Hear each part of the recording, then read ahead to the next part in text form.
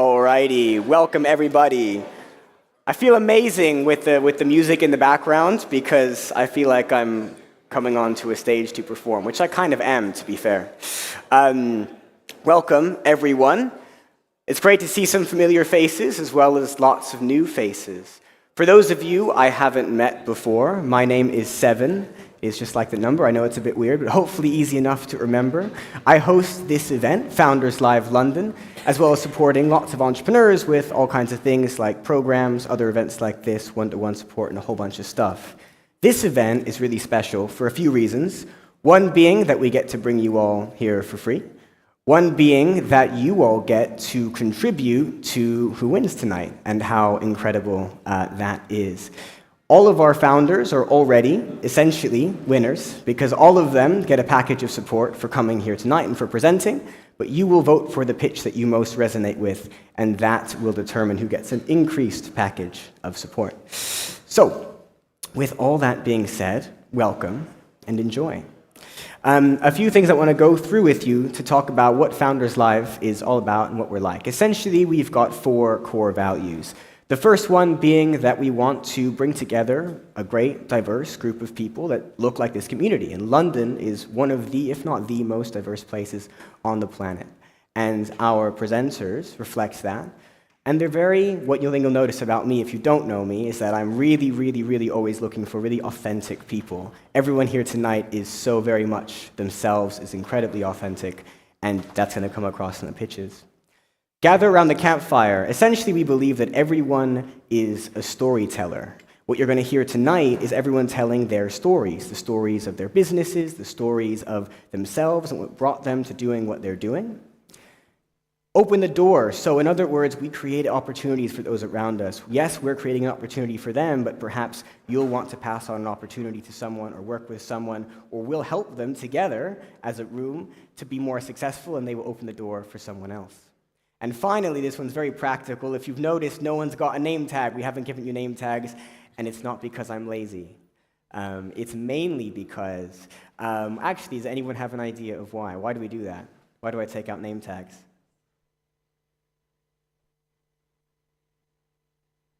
Exactly. You've got to go and actually talk to each other, right? Ever go to an event, everyone's like, what's your name? I think it's really awkward. So, hopefully that's an excuse for you to go poke someone you've never met before and get to know them.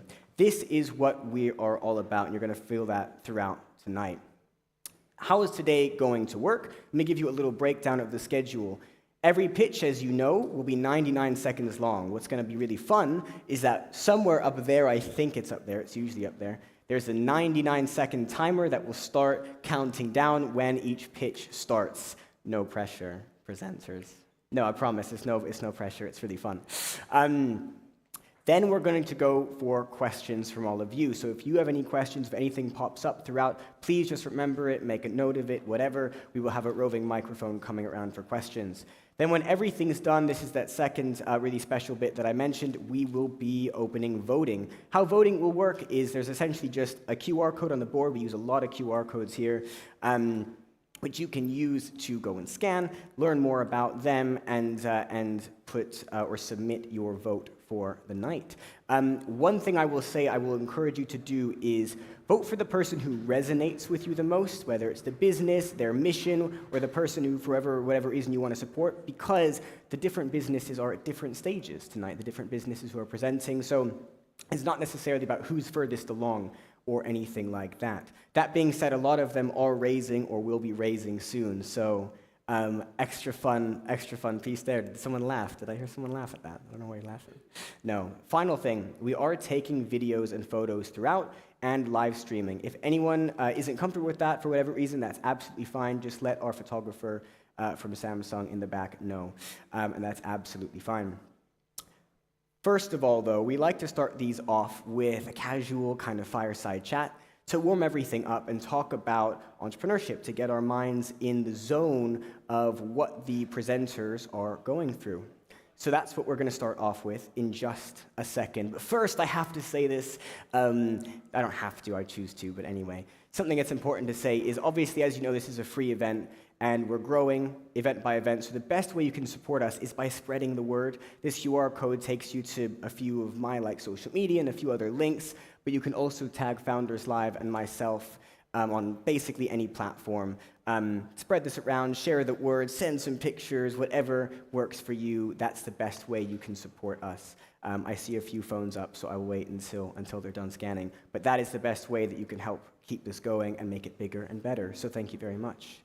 All right, last couple phones, and then I'm going to move on. So with all that housekeeping out of the way, we're going to get started with a fireside chat with an incredible founder who's done some incredible things, is a more than one-time founder, a two-time founder, and is going to share some lessons with us to get our minds in the frame of entrepreneurship. So I'm going to invite up to the stage Simy to have a conversation with me.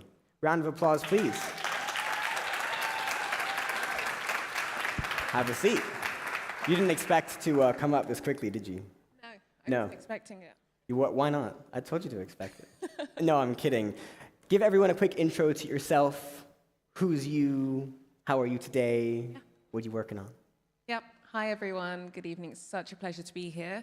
My name's Simi Lindgren, and I'm the founder and CEO of Yuty, and we're an AI as a service technology solutions provider.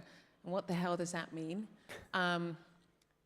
Well, it means that we're really just trying to transform the customer experience, and we're enabling brands to offer elevated digital experiences to their customers, and we're doing that within the beauty industry.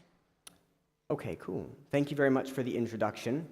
What I might do is take a couple of audience questions around the end, so if anything Simi says comes up as being really interesting to you, please remember it, and we'll come around. Yeah, scooch a bit closer. I feel like I'm too in the middle, and you're not. You can tell my depth perception isn't great, right? That's why I wear the glasses. Cool. Simi, the business you're in right now, the industry you're in right now, is not your first business. Why did this and what you're doing now call to you? Why did you get into this? What's really interesting about it? Well, it's my first business as a founder. Okay. Yeah, so I was in corporate for ages, and I think sometimes when you have some creativity or you're trying to do something unconventional, sometimes being in corporate just isn't a good fit. But why Yuty resonated with me and why I switched it from being my side hustle to my 5 to 9, and it became my 9 to 5, was that I was kind of the person that I was trying to solve the problem for. So there was an extreme fragmentation in the buying journey, and as a beauty consumer, I was unable to find the right products for me. As in, I was unable to find the right shampoo, conditioner that made me feel empowered. And I know it sounds really crazy, I don't know how many people in this audience suffers from product buildup, but I live in Hardwater, London. So product buildup looks like dandruff on my hair, and I had people picking it off. And I felt like it was extremely crazy that you had to have some sort of STEM background to go down the beauty aisles to understand which one's going to work, what active or inactive ingredient. And having been in Marcom's tech, before that I was in the advertising industry. Actually, before that I went to med school. So I feel like I've been in the personalization industry for a while, whether it's wanting to match patients with the right treatment or advertisers with the right audience or brands and PRs with the right media, celebrities and influencers. I felt that I got to understand what their issues were, and it felt that they didn't really understand who their customers were. And I think the stats point to the fact that 78% of consumers feel that brands don't know who they are. They're just kind of shoving product down their throats. So I thought, how could I fix that? Because in an industry where, the brands are saying that beauty consumers are disloyal, how can we solve that challenge when actually they just want an elevated experience that would ultimately mean that they are purchasing, you are driving growth, you are driving that loyalty, driving that conversion. How can we fix that? And that's why I decided to kind of go on this journey. So that is what you're currently doing and why you started. How long has that journey been now? So I started building our algorithms in 2016. Okay. I launched our MVP in 2020. Okay. So we're nearly 4 years old. Okay. In that 4 years, Yeah. and even a little bit longer than that of starting to build, What are your biggest takeaways as a founder? What have you learned that you really want to pass on to founders? So many.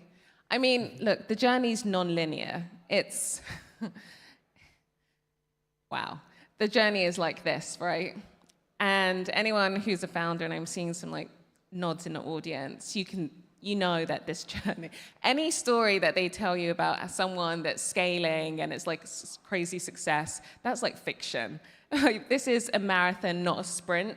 And I think there's so many learnings that I've had, so many challenges that we've come across during the last 4 years, whether it's managing cash flow, recruiting like, rock stars, fundraising.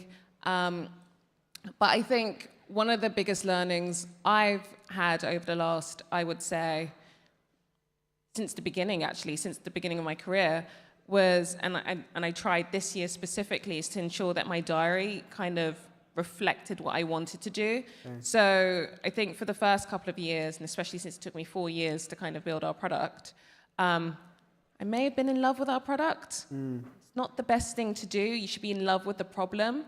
And I felt like we got a bit high on our own supply and we were in love with the product. Oh my gosh, we've got all these patents, like we're rock stars. And you shouldn't do that. If you could give that advice to Simi from 4 years ago, what do you think her day-to-day would have looked like? Or how different do you think her day-to-day would have been 4 years ago? I think we would have launched straight away. Okay. I think, you should launch your product. Like, don't let perfection be the enemy of good. I think, between 2016 and 2020, I was scared to take that leap, not just from a financial, changing our financial position quite drastically, but also because, it didn't feel perfect. So just launch and get it into your customers and your target audience's hand, because then you'll be able to see whether it fits their needs, whether it's resonating, you're actually building a real solution, and then iterate. We started iterating in 2020. We could have done that in 2017, 2018. So iterating and responding to that feedback, and then continue building, and then building a founder network really early, because I didn't tell anyone that I was building for 4 years. Okay, that put you behind, you feel? 100%. I mean, there's founders that are going through this journey. I didn't build my founder community. And going through this by yourself, as I said, it was my side hustle for 4 years before launching. And then we received a bit of press, and then founders started getting in touch with me, and I was like, ooh, but maybe they're a competitor. Like, why am I speaking? No, build your community. And I think, that was a bit of a mistake that I made in the beginning, was just being super cautious. No one's going to murder your startup. Like, it's fine. But I think that's kind of one of the things I would say, like launch, iterate, feedback, build that founder network, and be in love with the problem and not the product. I was going to ask, how would you recommend a new founder who's started last week or is going to start next week, like how would you recommend they prepare for the journey and what it's going to be like? But it almost sounds like you've just told us, you can't be fully prepared in a way. You can't be. And if there was a new founder starting next week, I'd most probably want them to give me advice as well, because you get biased, and this is an you're on this journey forever, and it is certainly a marathon, not a sprint. So you're learning every single day, but being prepared when it comes to the things that matter, such as managing cash flow, is incredibly valuable. That's preparation to the nth degree. Everything else is just learning and iterating, and ensuring that you're speaking with your customers consistently, not trying to just shove a solution down their throats. I think really responding to them is incredibly valuable. You've gone on a fundraising journey. Yeah. You talk to us a bit about that, as much as you're happy to. So, as I said, prior to us launching, I bootstrapped the business. Our models are incredibly computationally heavy. So I was making crazy decisions, like trying to decide whether I was going to pay the AWS bill or buy our avocado that Friday. It was really intense, and I drastically changed my family's life just because, as I said, like what we were building was, when we weren't Mistral, like we couldn't go out and raise like hundreds of millions, and no one was talking about generative AI when we were building. But so I bootstrapped for a period of time, and we bootstrapped to MVP and to traction. So we were growing at about 300% month on month. And then I went out to one VC, and they were sold. I mean, it's not like, I don't want to tell anyone this, but you know, we had like 3 calls and then it was a term sheet, and that's really exciting. But due diligence was lengthy, but you know, it was quite quick. And then we brought in another VC. So that was 2021. 2022, we got backing from Google. 2023, we raised with rockstar angels such as Emmy, who's in the audience, who's just super smart capital. And alongside Emmy, you know, those from DeepMind and from Atomico, like really just amazing angels. So our journey has been, you know, untraditional, but in line with what we were hoping to do. Amazing. Yeah. The question I know is going to arise then is, for someone who's fundraising right now, Yeah. how do I do that? What's your secret? You've kind of told us, but to be really clear, you know, what really puts you or sets you apart when you're fundraising? So, you know, it's funny because the dynamic is crazy, right? Especially not everyone needs to raise VC. I think there are so many options to get capital. It depends. You have to have like an honest conversation with yourself. Are you a business that should be backed by VC? Are you going to be scaling to 100 million ARR? You know, are you a lifestyle business? Lifestyle businesses are brilliant. There's so many of them out there. Some do need that extra capital, especially in the early days. And as I said, we were building these models that were incredibly computationally heavy. I think, you know, you can raise debt if you're generating revenue. There are innovate like grants, raise angel. There's all different ways of being able to fundraise for your business. But ultimately, you can also just try and reach profitability. You know, like that's really exciting. Putting the product in your customers' hands, if they love it, they'll pay for it. And that's a great way to be able to like drive growth. My last question before we open up to the audience. So if you've got questions, please have them ready to mind, and maybe even wave a couple hands just so I know to come over to you. So,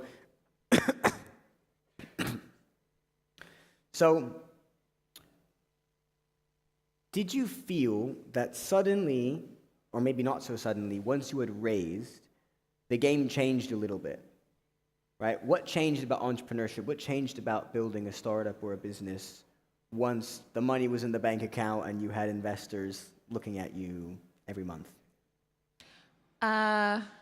This is being recorded, right? Yes, it is. That's really awkward. What's a different way to answer this? Okay. You can reframe my question if it's more helpful. Yeah. So I'm really sorry. If I put you on the spot and you don't want to answer, that's fine. No, I'm going to answer it. VC capital is expensive. So don't let that distract you from your business. Obviously, you have to remember that they've invested in you, especially in the, like when you're early, and like your vision. Don't let them distract you from what you're doing because X portfolio company is doing Y. That's really important, I think. So I would say that VC capital is really expensive, and also there is this cycle that you can get into, which you're just perpetually fundraising. And really, 50% of your day should be spent speaking to your customers, and the other 50% should be spent building. So, and then the other 20%, you know, doing other stuff that you need to do. So it's like, you know. More time than you have. Also, get some rest. I should say that. Like, I should actually tell people to sleep and get some rest because you can't, like, run your business on, like, no sleep. But I would say that the game did change. And that was interesting, but I didn't let it get to us because we knew what we were doing. We weren't going to be distracted. We were on an absolute mission to revolutionize the way that brands connected with their customers and to really drive hyper-personalization within that beauty commerce experience. We're so passionate about it. We most probably say that whole entire phrase 6-7 times a day.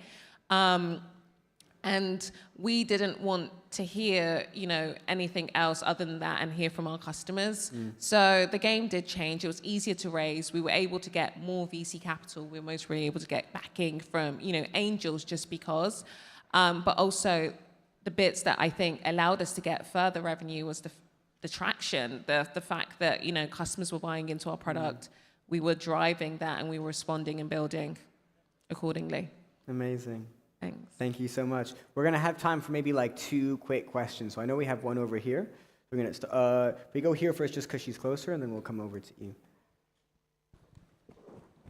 Hi, thank you for everything you shared today. I think one of my main questions is just around the VC piece. So people or founders want to get to the point where they have that investment to build what they're doing further.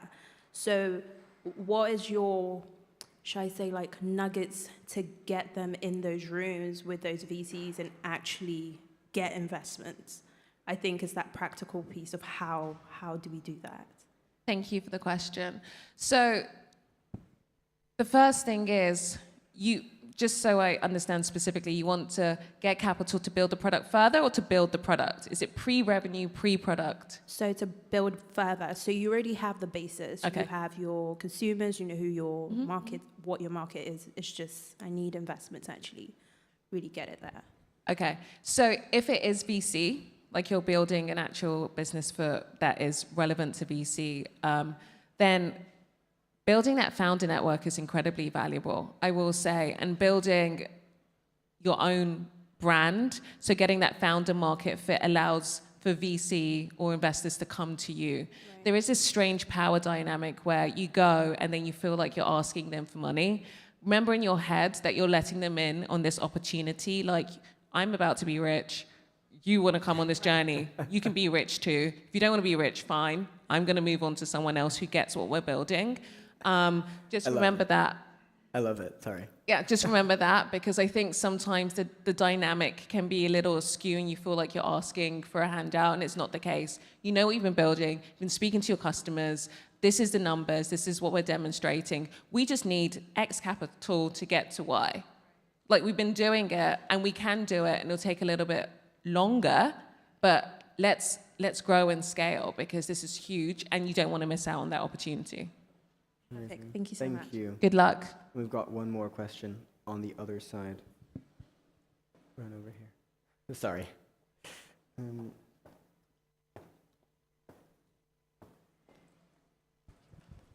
Hi, thank you so much for sharing your journey.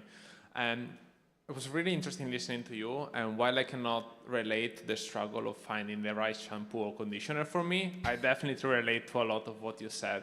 And in particular, my question is, from what you said, it sounds like you didn't have a technical background, like you work in advertising and medicine, and then you decided to launch a very technical product, because like machine learning and AI is incredibly difficult. Yeah. And of course, there's like a lot of ways to approach that challenge. You know, you can decide to just learn it and do it yourself. You can find a co-founder. You can just like pay someone to do it. Which approach did you take? And like, if you went back, would you do the same?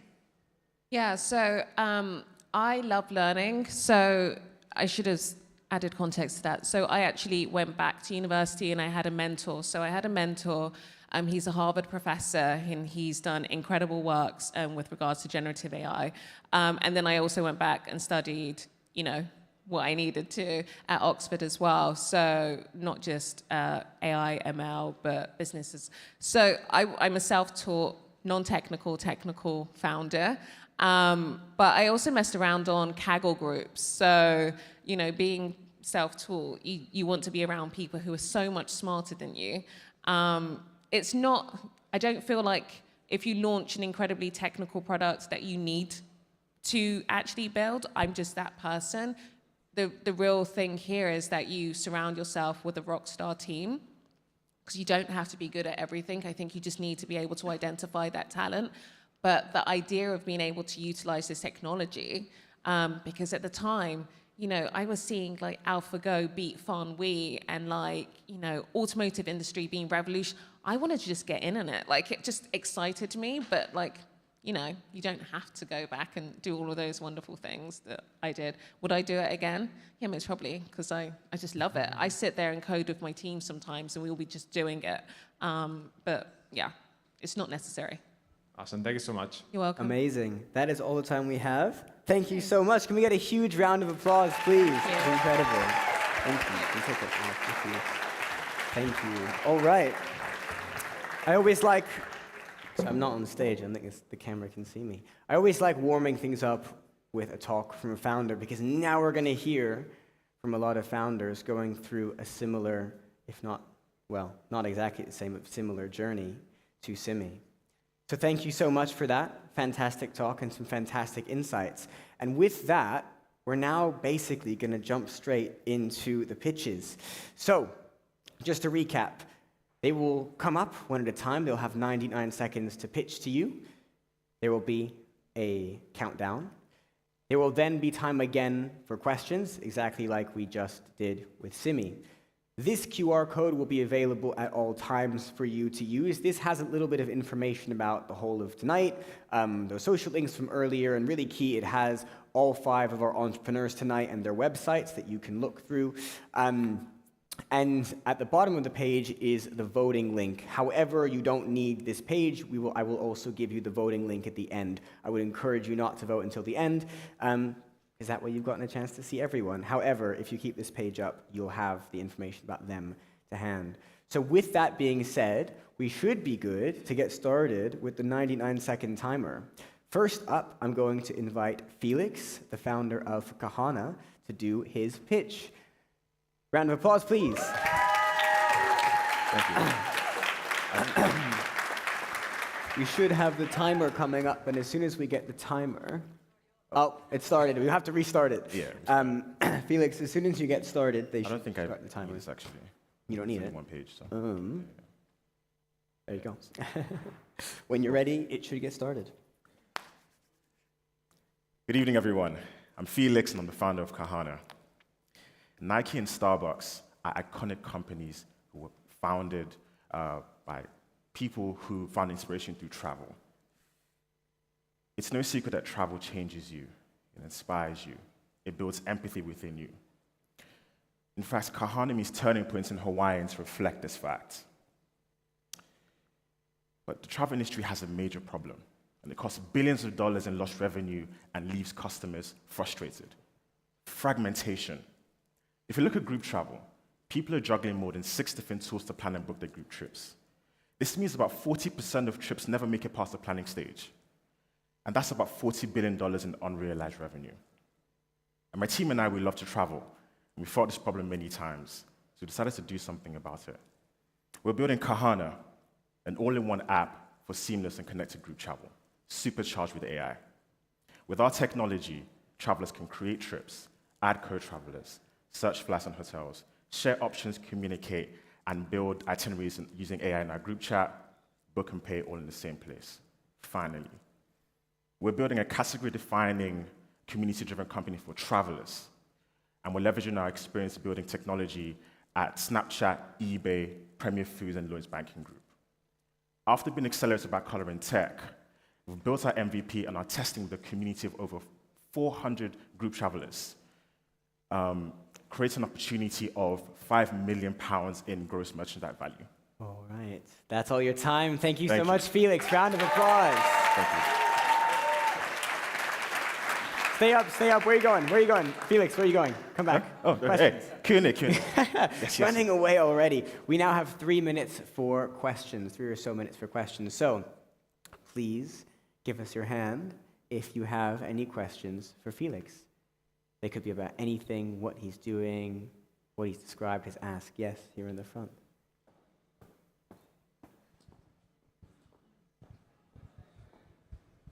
Thank you very much. How did you get the idea of founding this Kahana? So I was on a trip with my friends. We were interrailing around France. Has anyone been interrailing before? Okay, a few people in the room. So you know how amazing it is, right? We're interrailing around France, and we had an amazing time.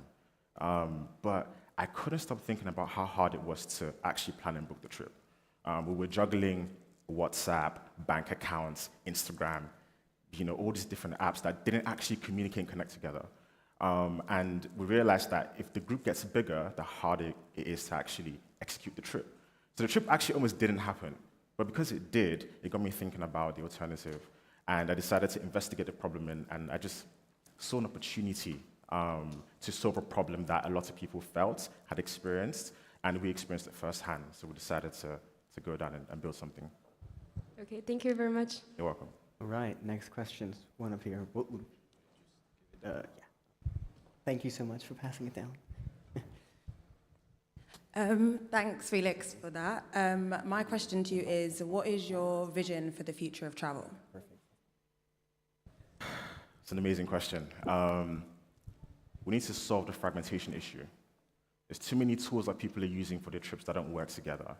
And my vision for the future is essentially a super app and fully vertical integration. So we need these tools to work together. So we're building a platform that does that, and then we need to own more of the value chain in the travel process. So we're building technology that goes all the way, and we can actually capture that value and make sure there's a consistent, stable experience for the travelers globally. So that's my vision for the future of travel. Amazing, thank you. I think we had one more question just here first. And then that will have to be our last one.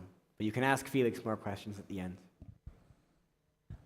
So my question is, we were actually just talking about this traveling around. Yeah. Is this also for people, for example, if we're renting a car where we can get have us meet up with strangers and we can share, or like you have an extra room in an Airbnb, would it be similar to that?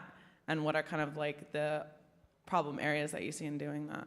Yeah, so we're building a technology to be extremely versatile, which means that we can plug in different parts of travel experience that actually is relevant to our community. So things like rental cars is coming to Kahana for sure. We're working on an amazing partnership with a multi-billion-dollar car rental company to enable that in our technology. And then other parts of the value chain, we will integrate that as we go forward. If it's relevant to our community though, we don't want to just bring anything in there that doesn't really make sense for people. And it's just like a nice to have versus actually solving the experience and making it fun and exciting for you as a traveler. Hope that answers your question. Amazing. That's all the time we have. Felix, thank you so much. Thank you. Yeah, thank you. Alrighty.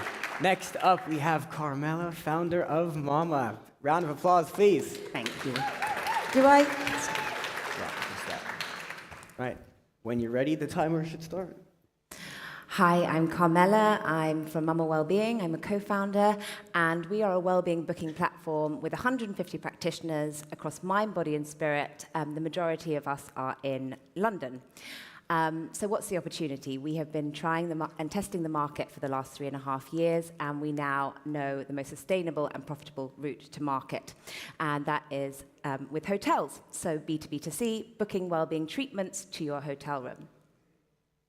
The global wellbeing market is up this year by 20%. You probably know about wellbeing, but it's going up and up every year. It's trending, and the problem that we are solving is that London has over 1,000 hotels, of which only 167 have spa facilities, and yet 50% of travelers wish to address their well-being. So there is a problem for both the hotel and the consumer, the guest.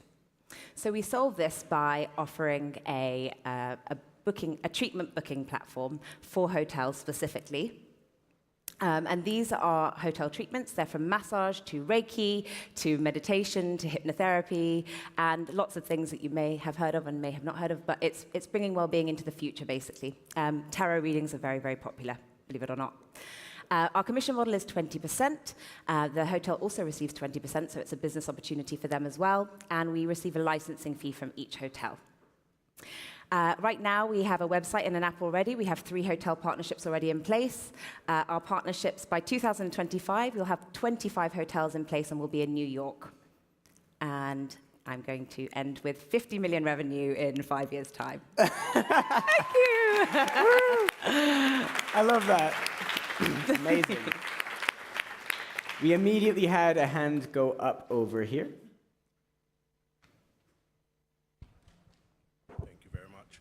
Good evening, everyone. My name is Taiwo Agbula. I'm a football referee, a screenwriter, and I also have a sports tech company. Firstly, I would like to start just by congratulating you two lovely women for being in that position, for women of color, also empowering other black women and other women as well. I think that's a really big thing. So I want to just share that moment with you both. Well done. Next, I would like to ask you, sounds very exciting, your journey, right? I just want to ask a simple question. What makes you different from Urban Massage or Treatwell? Very good question. So we are a well-being community first. So the wellbeing world is slightly different from the beauty or massage world, and wellbeing practitioners around the globe. We're kind of an ecosystem in ourselves, and we're a network in ourselves. So you probably, I mean, I don't know about everybody, but would you want to go to your beauty therapist to have your wellbeing, to go and get your hypnotherapy? We vet and curate, and that's where we come from first, is wellbeing, holistic wellbeing. Thank you. I hope that answers. Thank you. We have another hand straight up over here. Hello. Very simple question. Why the name Mama? That's a really good question. So it started, we were called Mama Bali in the beginning, and it's the energy of the mother. So it's this kind of holding ourselves and being held as well, and mothering ourselves. So doing inner work, looking after ourselves, and mothering ourselves. And we support people with that motherly energy. Thank you. Well, we have time for one more quick question. We've got one all the way at the back. Yeah, fine. Hi there. Hospitality, hotels, notorious for health and safety issues. How do you get around that, given that you're getting strangers going into people's rooms? That's a good question. Actually, it's less of a problem than our competitors, because with urban massage, for example, they're going to people's homes, so there's much more of a risk. Hotels, we know the people that are staying, we know our practitioners, of course, they're all vetted and curated, so it's a much safer experience, actually. Thank you. Yes. Amazing. Thank you so much. That's all the time we have, unfortunately. Great round of applause, please. Thank you. Thank you very much. There we go. Cool. We have our next founder. Really quick thing. As a few people are coming in the back, just a note. We have a couple of chairs throughout, a couple at the front, and if we run out of chairs, we can, I think, hopefully pull up some more chairs. Anyway, just wanted to say that. Going to invite up Maren, our next founder. Round of applause, please. When you're ready.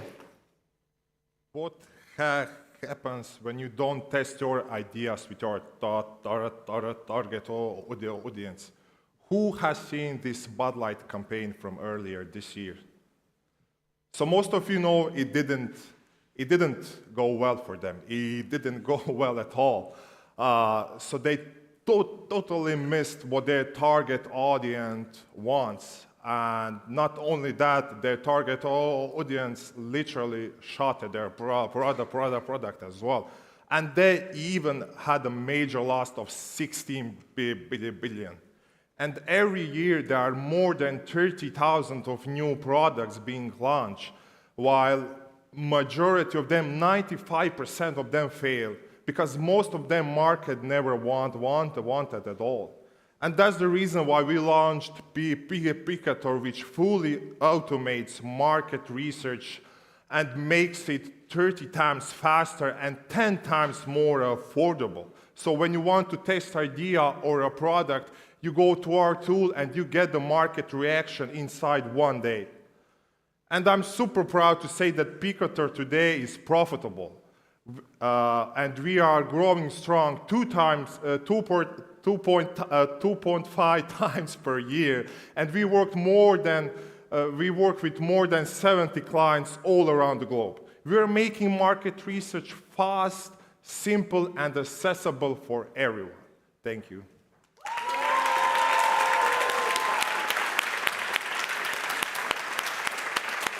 Amazing. Alrighty, questions. Got time for 3 or so questions. Yeah. Hi. Thank you very much for your presentation. Could you tell us more about your client base? Are you working more with established brands trying to launch new products, or for example with startup founders trying to test their idea with the market? Yeah, so right now our current client base, they are more like SMBs. So the companies that are not that small but that are not that big. So the ones that are inventing new other products, bringing more to the line.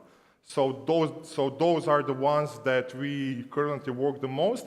But we did work with larger corporates as well and startups as well. But our focus right now is on actually SMBs. So, yeah.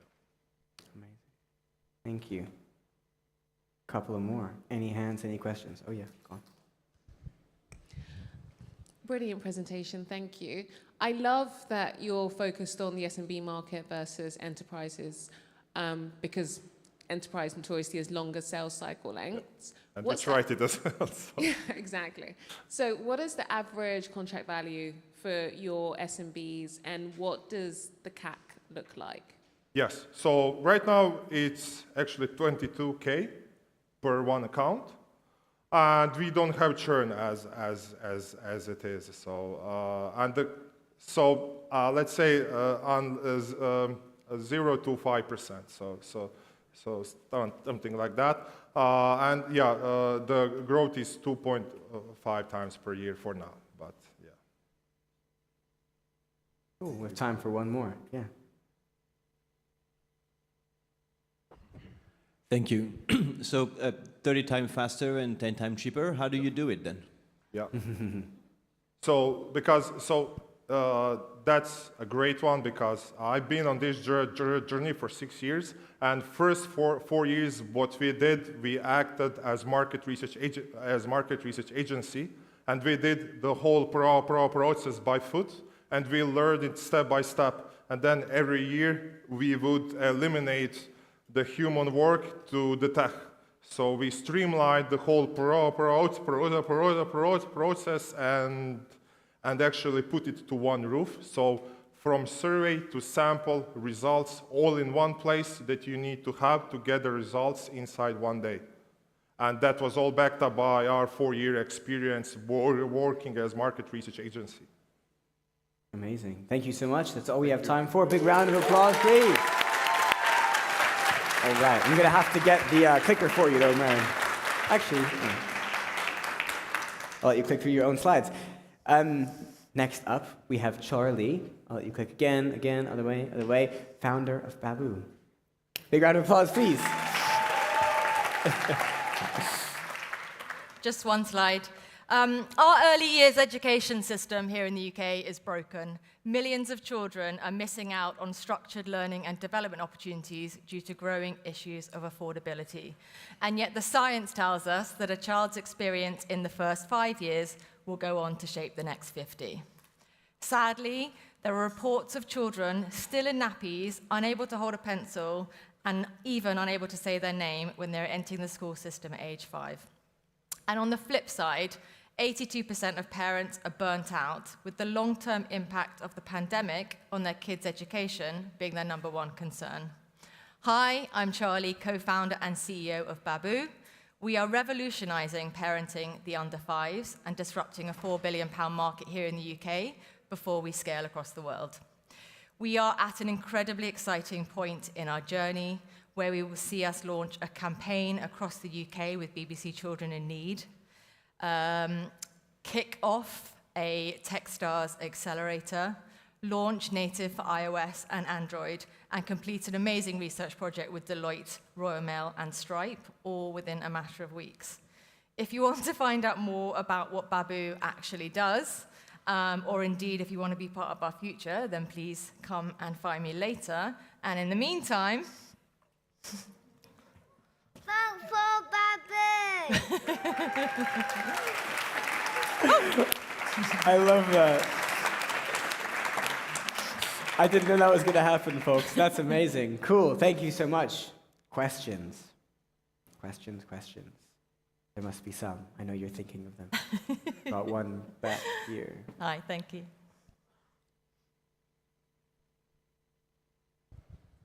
You mentioned, first of all, thank you. You mentioned to come up and talk to you about what it is that you do in more detail. Are you able to explain a little bit more about that?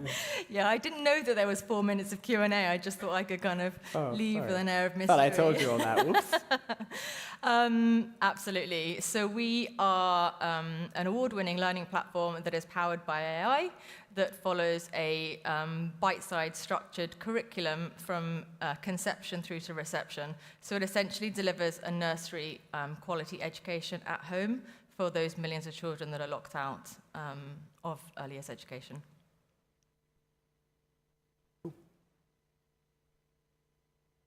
What are your milestones in the next 6 months? What am I? Milestones, what are you trying to achieve in terms of targets? Raise some money. Obviously, but... So my milestones over the next 6 to 12 months are firstly hit 1 million in revenue. I should mention that our go-to-market currently is not direct-to-consumer, it is B2B2C. We are selling in to companies as an employee benefit, supporting new parents in the workplace. And our business model is buy one, give one. So for every paying customer, we give a license to a disadvantaged family for free, and we do that via charity partners. So our target is to be 1 million revenue next year, and about 1,000 paying users, and then obviously scale from there. Right, you have time for one more in the back. Hi, thank you for that. Does your platform take into account neurodiverse needs of children and special needs children? Great question, and something that's super close to my heart.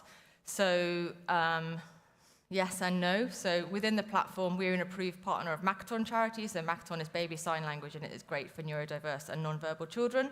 So we're teaching parents basic sign language for their children. Where the product vision is in fact in early identification and diagnosis of learning delays, including things like autism in children under 5. We will do that through the data that we are capturing on the child and the developmental milestones they're meeting through interacting and playing with the platform. So very much where we want to be heading. At the moment, we are loosely supporting through webinars and the Makaton. Amazing. That's all the time we have. Thank you so very much. And last but not least, we have Rav from Pharma Sentinel. Big round of applause, please. Thank you. Thank you, everyone. When you're ready. My name is Rav Roberts, and I'm the co-founder of Pharma Sentinel. My cousin is 40 years old and has multiple sclerosis. MS, motor neuron disease, sickle cell disease, and many others affect millions and are mainly worked on by the SME, small and medium pharma companies. But these SME farmers face tremendous problems because they just don't have the money to get the regulatory medicines, intelligence, and database that they need to accelerate these drugs, meaning people like my cousin need to wait longer than they need to and suffer. And that's where we come in. Our award-winning app, Webby Award, delivers customized medicines intelligence to pharma companies. We do it faster than the competition, and we do it significantly cheaper than the competition, meaning tens of thousands of pharma companies globally can actually afford our service. So why us? Well, we have a fantastic team. We've got our director, Twisha, over there. They're so experienced in tech, pharma, sales, and startups in San Francisco and London. We've got great global customers as well. One of them's made a great video testimonial for us, linked to above. And finally, we believe that our tech can help accelerate drug development to help millions of people globally, including my cousin. Thank you. You've all been very efficient today. I haven't had to cut anyone off. This is great. Cool. Questions? Questions, questions, questions. Yeah? Oh, no. Someone's hand went half up and then went away again. Thanks. Yeah. Hello there. Hi. That was great, thank you. How are you different from your competitors in the market? Because I know of one person that I met quite recently that has a similar thing. Okay, so we've got a lot of AI in our product. So it's not just generative AI, but a recommender engine and several other aspects, classification, tagging, that sort of thing. Our competitors, they mainly deliver intelligence via very expensive services, including email and client-server type programs that you have to install on your desktop. So they don't have the kind of app that we have, which you can actually download or go to right now. So if you look here, this is our app. It's a bit like Twitter used to be, or Facebook, and you can follow and customize different conditions that you need, and we push the information to our customers. And they love that. And most importantly, our articles are succinct. They're AI generated and succinct, so very short, so our customers can actually read what they need quickly. And if they need further information, they click through and go and read the end article. Thank you. Amazing. Any more questions? Time for a couple more. Yeah? Hi. Hi. Thank you so much. How are you going to stay ahead of the likes of Google, for example, who are focusing on this heavily right now? Well, we're part of Google for Startups, funnily enough. But it's obviously difficult. They've got tremendous resources behind them. What we do have is we've got deep experience in pharma.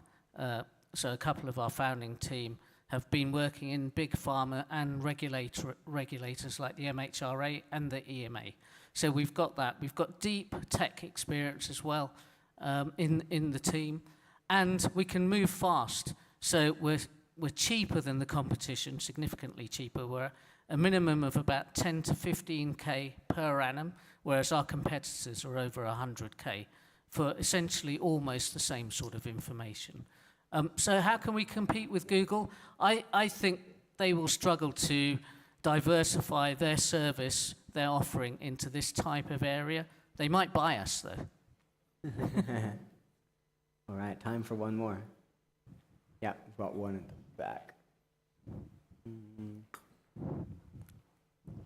Yeah, it's coming, it's coming. Hi there. There's a lot of data on customers. What happens to that data? Because obviously some of that information is quite confidential and you might not want that shared. Yeah, so I used to do data protection for Diageo globally. So it's a subject very close to my heart. We actually don't process any personal data. It's all news about medicines. So for example, if a medicine has passed phase 3 of a clinical trial, has there been a drug recall in a certain country? Because if you're working in that area, you want to know. So we don't actually process any personal data from consumers. And we're looking to keep it that way. Good question. Alrighty, that's all the time we have. Thank you so much. Big round of applause, Thanks, please. Evan. Alrighty. And with that, voting opens. Now, you don't have to sit here awkwardly while you vote to someone next to you. We are going to give you a 10 or so minute break. This is the voting link. It's also on this link up there, londonvoting.founderslive.com, and on the page I showed you earlier. We're going to give you 10 minutes to, is it not working? Oh no. Type in londonvoting.founderslive.com. Is anyone getting it? It is working. It might be the angle then. If you're at the edges and it's not working, you may need to do it when I let everyone get up. But yeah, I'm going to give you 10 minutes to grab some water, which is being refilled for us, chat to each other a little bit, do your voting, and we'll come back in 10 or so minutes to announce the winner right here and now. Thank you so much. Enjoy. And big round for everyone as well. There you go. Nice. Cool. Enjoy, people. Enjoy.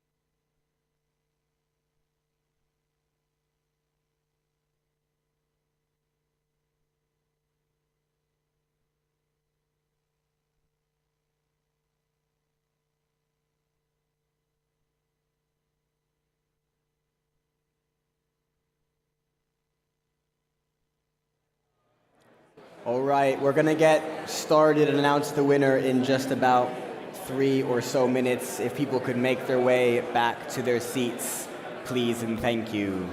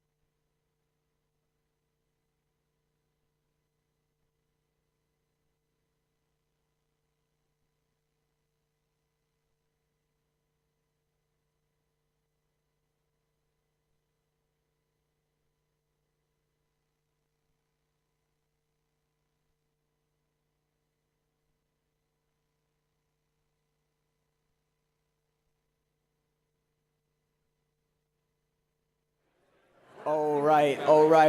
We're gonna get started. Thank you for bearing with. If people could please take their seats so we can announce the winners. Sorry to be interrupting. This is my least favorite part of doing this. You will be able to continue afterwards. We have another hour of networking, but we need to announce the winner. We have another hour of networking after, but we need to announce the winner. If everyone could please be taking their seats, please. If everyone could be taking their seats, please. We'll have more networking. We need to get finished. Sorry, guys. We're gonna get finished, I should say, and announce the winning presenter.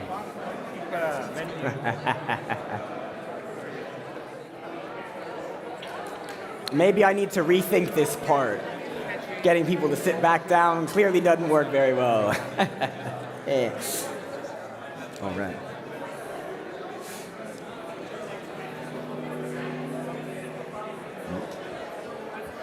I'm going to close voting. Oops.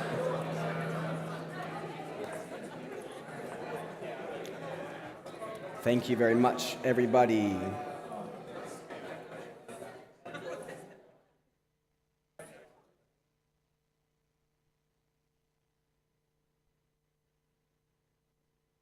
Oh man, this is the most votes we've ever had, I think. Yeah, I like that. Woo, whoever that was. Thank you for that. All right, this is everyone sat back down. Like someone's rubbing their hands together. That's great. We're clearly very excited. See, nothing escapes me. We're very excited for the end. So, thank you very much for that. It always feels a bit weird. Maybe I need to rethink that. Getting you to stand back up and then sit back down. But anyway, thank you very much, everyone. We now have our winner. So in a moment, we're going to announce who it is who is getting, or who has had received the most votes. They're going to come up for a picture with me. And then I'm going to make a final few announcements at the end, and then you'll get to keep networking for roughly another hour or until we all get kicked out. So there you go. Cool. Without further ado, if everyone could give me a drum roll, please. The winner is Felix of Kahana.